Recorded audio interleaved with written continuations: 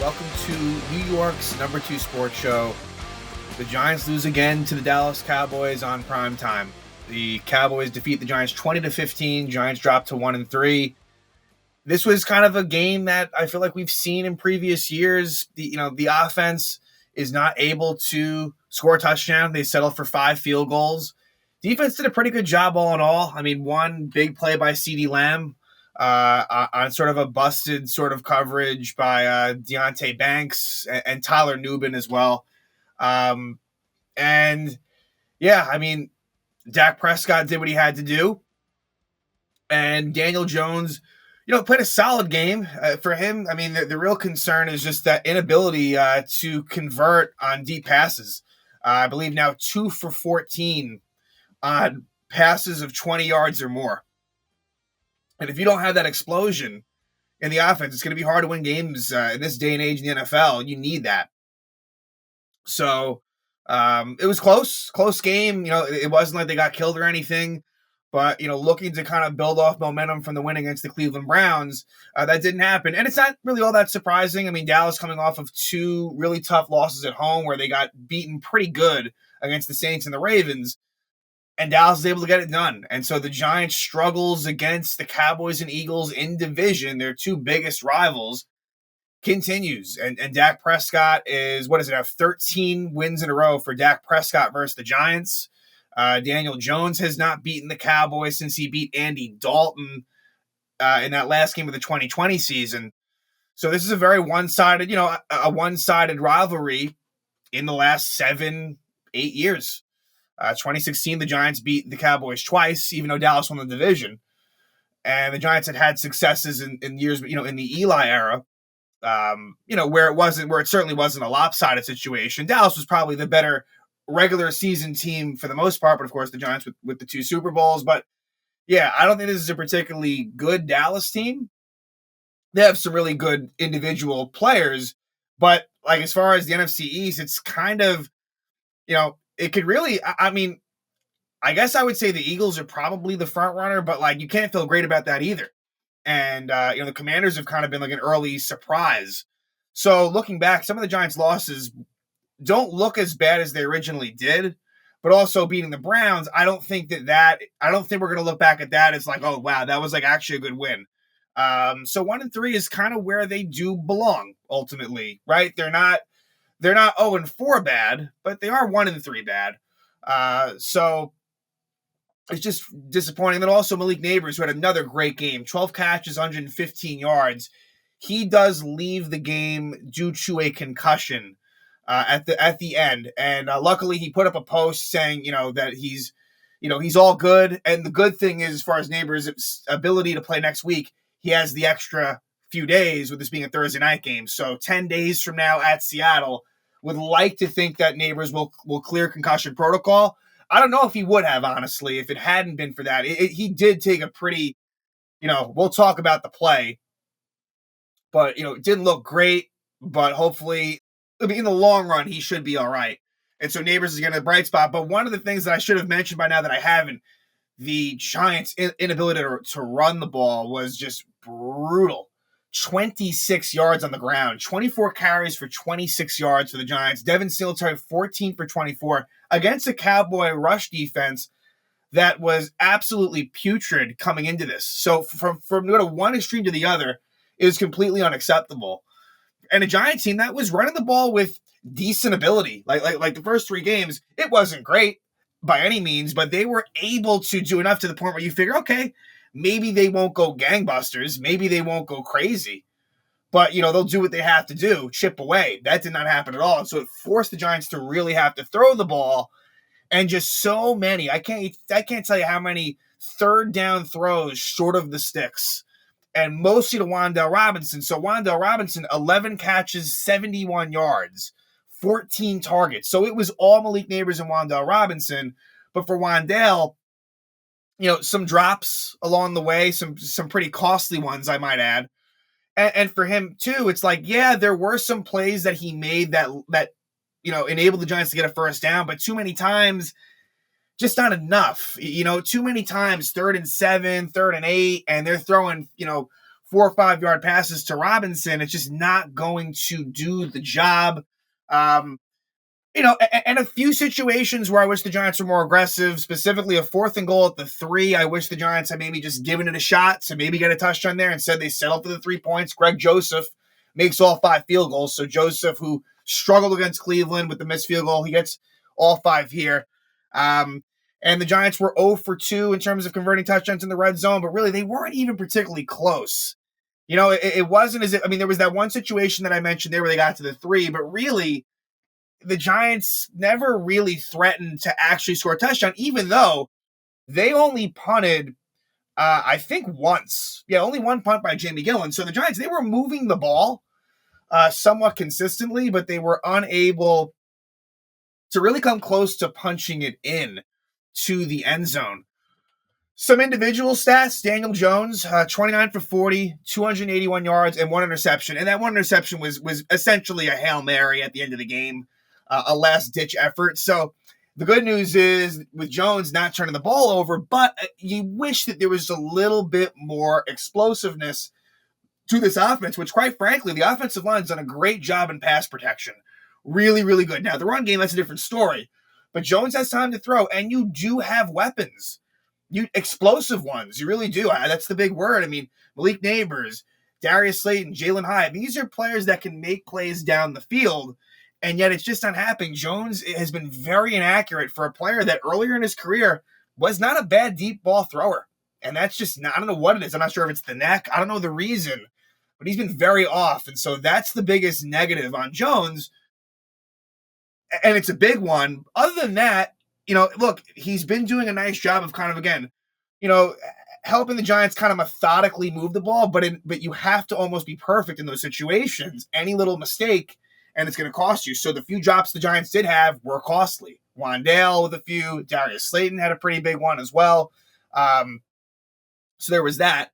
On the Cowboys side, Dak Prescott, 22 for 27, 221 yards and 2 touchdowns. The Cowboy run game wasn't really good either, but it was a lot better than the Giants. Rico Dowdle, 11 carries for 46 yards. CeeDee Lamb, 7 catches, 98 yards, and a touchdown. That was, again, that Lamb touchdown was the big difference maker in this game, because Deonte Banks, he's not a cornerback one. And that's one of the biggest flaws of this team, is that cornerback room, because Banks, he's a cornerback too. And so, Cordell Flott was fine, but this is the type of game where he would be. Behind CeeDee Lamb, they don't really have anyone great. It's Jalen Tolbert and Brandon Cooks. And that's nothing that is really going to threaten the Giants much, but Lamb did what he had to do. In terms of any stats that jump out, Giants held in terms of time of possession, it was all Giants. 35 and a half and more time of possession minutes-wise, and compared to the Cowboys, 24-23. In terms of third, and nothing really pops. Giants did convert on some 4th downs. 3 for 4 on 4th, and the Cowboys 1 for 1 on their end of it. Total yards, Giants ended up with 10 more yards, but the Cowboys, they were in control of this pretty much the whole way. Cowboys, yet they never had a the Cowboys never had a 2-score lead. The biggest lead was 8, but yet Giants were never able to truly, truly threaten, even though the game was right within their grasp. It was there the whole time, but I don't know, I never really felt as if the Giants were going to do anything about it. So let's kind of go through some of the plays. I haven't gotten into yet some of the bad officiating, because there was a couple of plays that were truly egregious, but in my opinion, I don't think that affected the result here. I don't think that the officiating was the reason why Dallas won. I think that's a false take. But I know that there are some people that are frustrated. So the Cowboys get the ball first, actually, and go 3 and out. So decent start for the Giants. I'll also add as well, the Giants get 1 sack. It was Kayvon Thibodeau. Thibodeau did pretty well.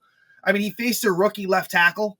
So, again, take it with some grain of salt. It's not like Thibodeau was dominant, but he caused some holding penalties. Brian Burns just relatively quiet. And I think with Burns, I have a bad feeling we're going to look back on that acquisition as one that probably wasn't wise by Joe Schoen. Again, it's only 4 games in, and I think Burns is going to have his moments. He'll have good games, but I think between the trade and the signing, and the timeline of the Giants, I just don't know that the Brian Burns deal was the right one to make. But I guess we'll find out. So the Cowboys go 3-and-out. Then the Giants, again, like getting first downs, but ultimately what ends up hurting them legitimately, and the biggest play of the game was for the Giants was a Malik Nabers 39-yard catch, left wide open. So that's the third play from scrimmage for the Giants, and a good one at that, Jones to Nabers. But it was a 2nd and 7 at the 37 where Jones gets a 4-yard gain on the ground, and Daniel Bellinger's called for face mask, 15-yard penalty. Inexplicably, this should have been called on the Cowboys. Based on the replays, they got this totally wrong. And so that's a 30-yard difference, right? Which should have been a first down and 15 yards for the Giants, ends up pushing them back. I will say, though, the Giants still did get a field goal. Greg Joseph converts on a 52-yard field goal. So all said, at most it cost them 4 points. And the way the Giant offense was going in this game, I don't know they would have gotten a touchdown. So I'm not so up in arms based on the result. If they didn't score at all, that'd be one thing. They did still get 3 points out of that. But the Cowboys come back, and they score a touchdown. A 12-play, 75-yard drive. CeeDee Lamb heavily involved for sure. The Cowboys, there were some third down conversions. Again, like Lamb was the emphasis, but Brandon Cooks, the one catch he had was a 16-yard catch to get it to the Giants 7. What ends up happening, because there's a penalty on Guyton. He's the rookie left tackle.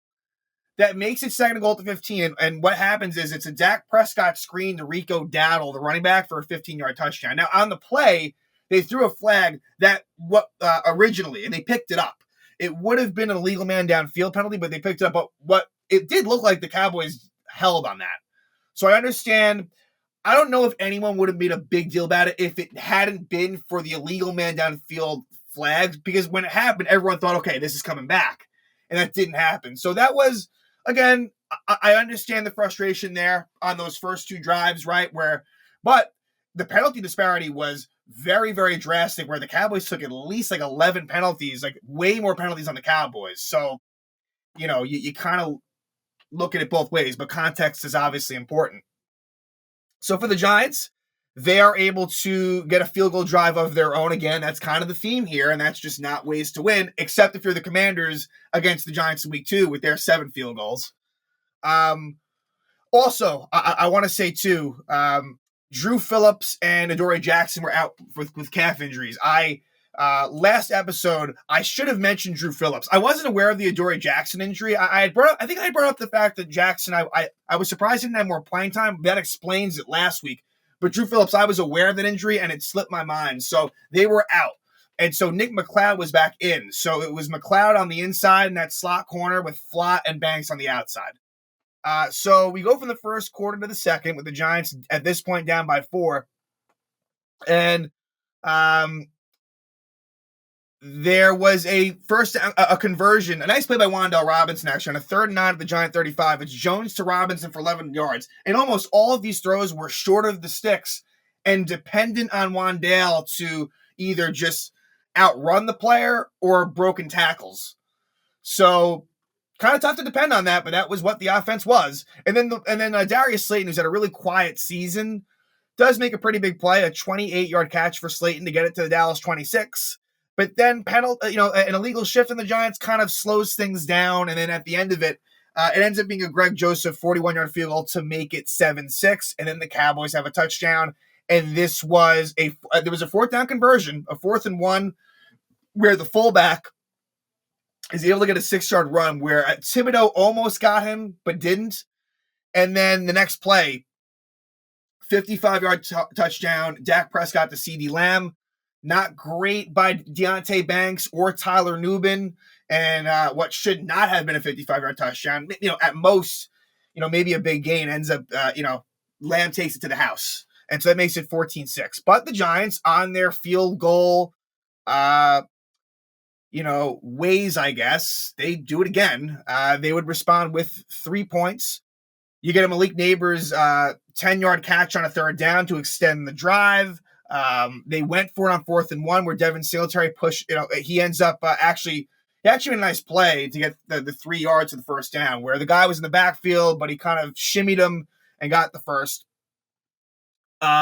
Singletary, a 14-yard reception, and the Giants get a first down on a Daniel Jones run for 5 yards, but penalties kind of rear its ugly head again with an eligible man downfield penalty.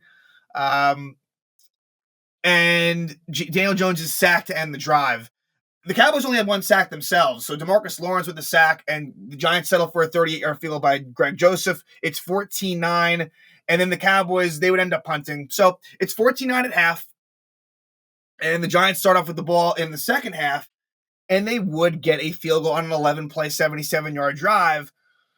And Slayton has a 16-yard catch, and then a 12. So Darius Slayton getting involved out of the half. The Giants get the ball to Cowboy territory. Tyrone Tracy, who was quiet, does have a 19-yard catch. Nabers 15. So they're kind of humming coming out of the half. And then on a 3rd and goal at the 8, it's Wan'Dale Robinson for 5 yards. And if you're going to do a play like that, then why not go for it on 4th? Because you weren't really going to get a touchdown on that play, but they settled for the 22-yard field goal. This was probably the biggest issue I had in terms of strategic decision-making by Dable. I just didn't like it. And so that field goal cuts it back down to a 2-point deficit. But the Cowboys respond with the field. That's the thing. Even though the defense did pretty well, the Cowboys always had their response. And here, Jake Ferguson was pretty involved on this drive. And there was a holding penalty on Dallas to set things back. But Brandon Aubrey, who's arguably the best kicker in the league, we'll talk about him a little bit more later because he actually does mess up. But here, 60-yard field goal, Brandon Aubrey. Makes it 17-12. Then the Giants punt for the one time they punt in the game. It's a 3-and-out. But the Cowboys, then they come back with a 3-and-out of their own. And the Giants now get the ball back. We're in the 4th quarter. The score is 17-15 Cowboys. Oh, no, sorry, 17-12. And the Giants are able to convert on a 4th down. Jones to Nabers. 4th and 3 at the 45, 8-yard catch for Malik Nabers. Then a 17-yard reception to Malik. But then at the 20, it stalls out. And the Giants settle for a 42-yard field goal. The 5th field goal for Greg Joseph makes it 17-15, and the Cowboys respond again with a field goal of their own. Brandon Aubrey, 40-yard field goal. So 20-15, and then this is kind of where the game basically ends. Giants get a 4th down conversion, a Devin Singletary 2-yard run to extend the drive. But what happens on a 3rd and 6, it's a drop. And I should have mentioned earlier that there was a drop by Wan'Dale Robinson earlier in the game. On one of the Giant field goal drives. But this one, middle of the field, Wan'Dale just drops it. And this is a play that Micah Parsons actually got hurt on. That's the thing, too. Trayvon Diggs was out for a little bit. DeMarcus Lawrence was out for a lot of the second half. The Cowboys were kind of dealing with injuries, but the Giants couldn't take advantage of it. But Wan'Dale drops it. Leads to a 4th and 6. And this is a play where Daniel Jones has to roll out. Makes a nice play. Tries to find Malik Nabers. Nabers has his feet in bounds, but it was a tough play. He's unable to come down with it. And on that play, Diggs hits Nabers, and Nabers' helmet goes into the ground, and he was concussed. And so with 3:30 left, he leaves the game. And like I said, I think he's going to be all right. Sounds like he's okay. But that sucked because Nabers is really the star of this team. And what makes the Giants aren't a fun team to watch, but Nabers definitely is. So the Cowboys, they are trying to just seal the game, and they're unable to do so, although they do get a very valuable first down, a very big one. So the Giants use all their timeouts. It eventually leads to, with about 30 seconds left, Brandon Aubrey, he actually misses a field goal, a 51-yard field goal. So the Giants get the ball back, 30 seconds left, down by 5, but no Malik Nabers. So that's where that hurts. Like, him getting concussed, like, they could have used him in this game too. I don't think it would have meant anything, but there was no confidence. And so there's no traction. And on the 3rd play, from the Giant 41, Jones heaves it up, and it is intercepted by Owarie, which is kind of interesting because he was actually a Giant. He was on the Giants' 2023 training camp roster. and he was an early season cut, or he might not have even made the team. But he actually gets intercepted, intended for Jalen Hyatt. So the one that threw it to Hyatt with Nabers out, intercepted. And so that ends it. Cowboys win 20-15. They go to 2-2. Giants drop to 1-3. Giants are 0-2 at home, 0-2 in the division, and another primetime loss. So now next week they will take on the Seattle Seahawks, who, as I'm recording this now, and please like and subscribe, would be greatly appreciated for the channel. And the Seahawks are 3-0 at the moment. And this week they will be taking on the Lions on Monday night. So big difference in terms of the Giants playing on Thursday, Seahawks playing on Monday in Detroit. But luckily for them, they'll be coming home. I mean, the Giants will be taking the trip out west. It's in Seattle. So we'll see. Like Seattle, that'll be an interesting matchup. In fact, I think Seattle won in Detroit last year too, at a point where we didn't really know for sure what Detroit was. But Seattle's a pretty quality team. It's always tough to win in Seattle. Could I see the Giants winning? It's not out of the realms of possibility, but you can't feel great about it. But we'll see what they do. Again, like the Giants, it was an ugly performance in week 1. Since then, they've been competent. But I just don't think that the offense is just going to give you what you need, and the defense just isn't sound enough. You combine those two things, it's going to be tough to win football games. So, yeah, that's the next one. Giants at the Seahawks. Will the Seahawks be undefeated, or will they lose to Detroit? We shall see. But hopefully Malik Nabers is going to be good to go. He'll have 10 days to clear concussion protocol. So optimistic that can happen. Because if he's out, then forget about it. Like, I think, the Giants will really, really struggle to move the ball. So, yeah, it's another primetime loss to their division rival, the Dallas Cowboys, at MetLife Stadium. Final score, Cowboys 20, Giants 15.